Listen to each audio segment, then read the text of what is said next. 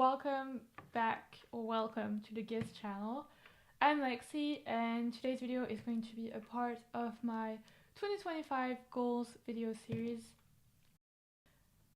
in which I take you through all my goals for 2025. And so today we're going to be looking at fitness goals, which is a category that I've recently added to my goal setting framework and that I previously sort of combined with health into one category, but I've decided to kind of give it a separate category since I've started setting more fitness goals. So let's get into it.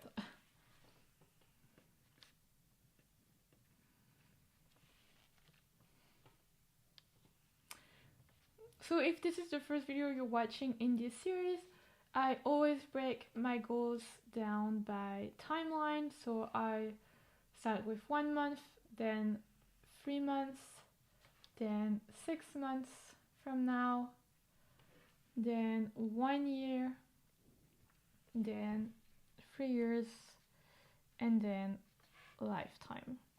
And so for some goals, they're more long-term things, so the lifetime is more detailed than the short term. And for others, like fitness, it's more so the short term goals that are clear, and then in the long term, I don't really know. For fitness, I would say that today, long term, I just want to be active and fit.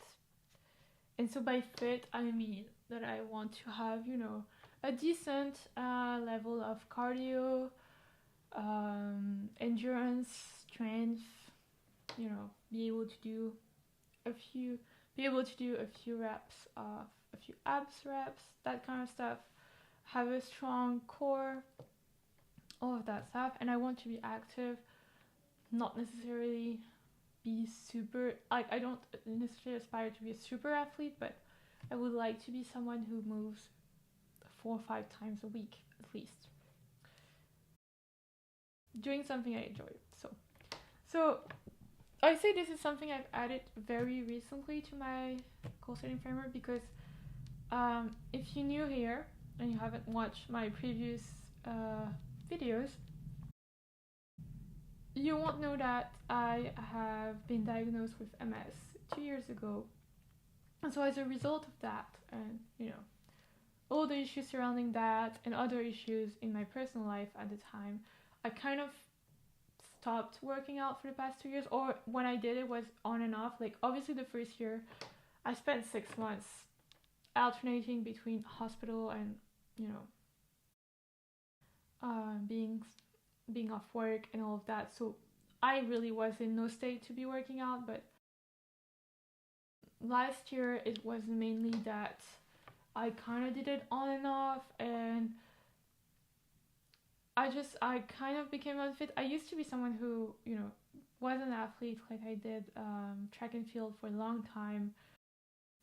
I was very good at it. I also did rock climbing. Like, I'm someone who's naturally very active and who really like that. And so I really have been craving that in the past year. Like, last year or so, I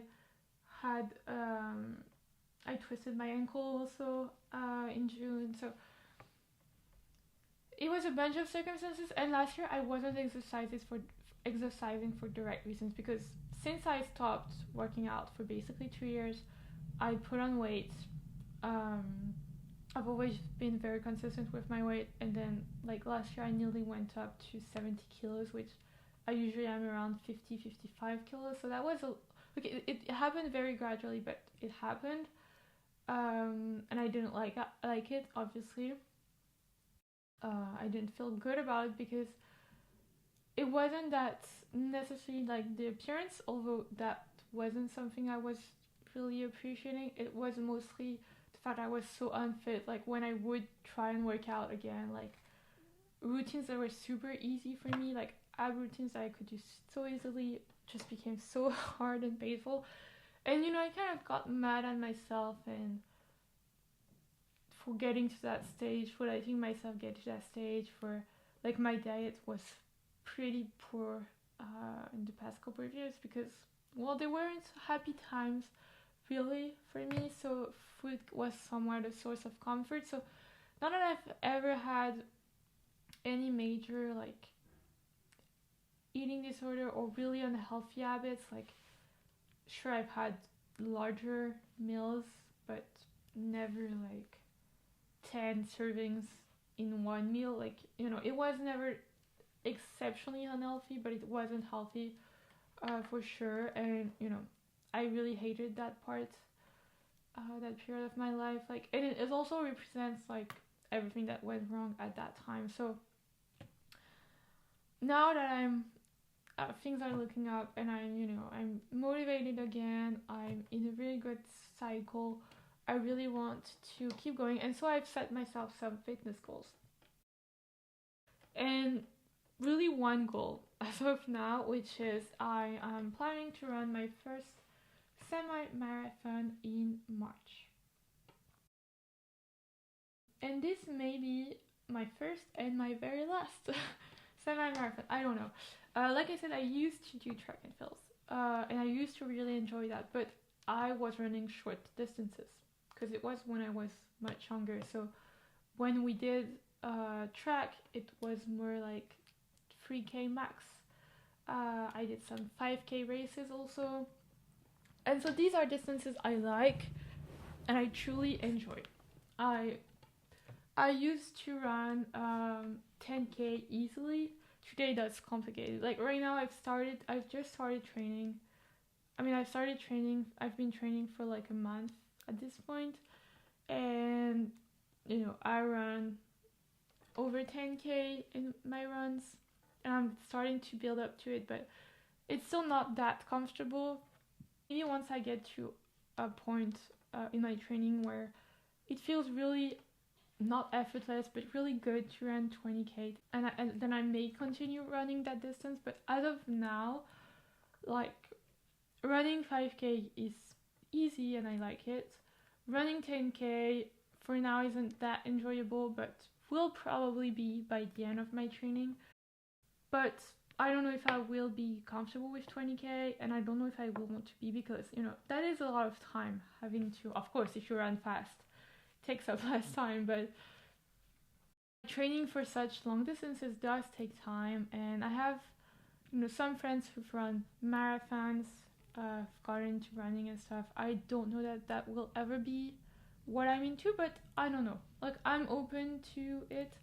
I've been watching a lot of ultra trails, ultra races recently. Been really admiring these people who can do that and do that like easily and go through that pain and stuff. I don't know that that's what I would want to ever do, but maybe I will want to. So I don't know. I'm very much at the beginning. So I want to keep up with my training. That's my goal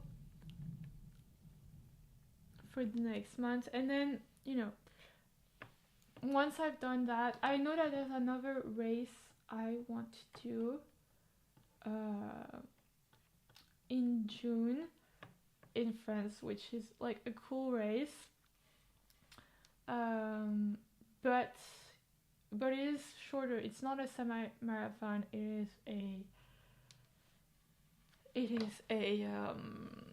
I think you have the choice between 8 or 15K. So I will see which one I want to race at that time, but I do want to continue. And then within 1 year, I want to run for breast cancer. Like, where I live in Paris, like, you have a few races for breast cancer, which is an initiative that I do want to support and run for. But yeah, honestly, past that, I don't know. Other than running, I have started working out again, so abs, legs, a little bit. Mainly, it's usually like 15-20 minutes per day max, 5 times a week. And I've also started doing some exercises once a week, hip mobility, ankle exercises, stretching for running, specifically for running. So I want to focus on getting fit again. And right now I would say my priority are legs and abs, but I think past 6 months I would like to do arms and back also, and really focus on my posture as well, because I know it's not like ideal, so I really want to focus on that. And all of those things are things that will help me in my running form also, so it's a win-win. And I think I would like to check out Pilates.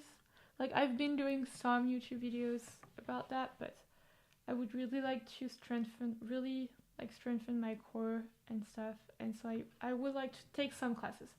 That's the thing. I do it alone in my living room / bedroom with YouTube videos, which is great, but I would like to do some classes eventually, and maybe join also a run club. Just I would like to start working out with other people and make it also a social activity. Right now I like doing it on my own. Running for me is kind of akin to meditation, so it's not necessarily something I want to do to stop doing, but I also like chatting with people. And just now I'm not feeling that confidence because, like I said, I'm just starting back out. So once I'm able to run more and talk while running, then I'll be more comfortable doing that. But in the meantime, I'll train on my own. So yeah, that's pretty much it for my fitness goals. So they're more short-term goals right now, but we'll see how they go as 2025 unfolds, and I hopefully run my first semi-marathon. But yeah, these are my fitness goals for 2025. Please subscribe and comment down below your fitness goals for 2025. I'd love to hear about them, and I'll see you guys in my next video. Bye.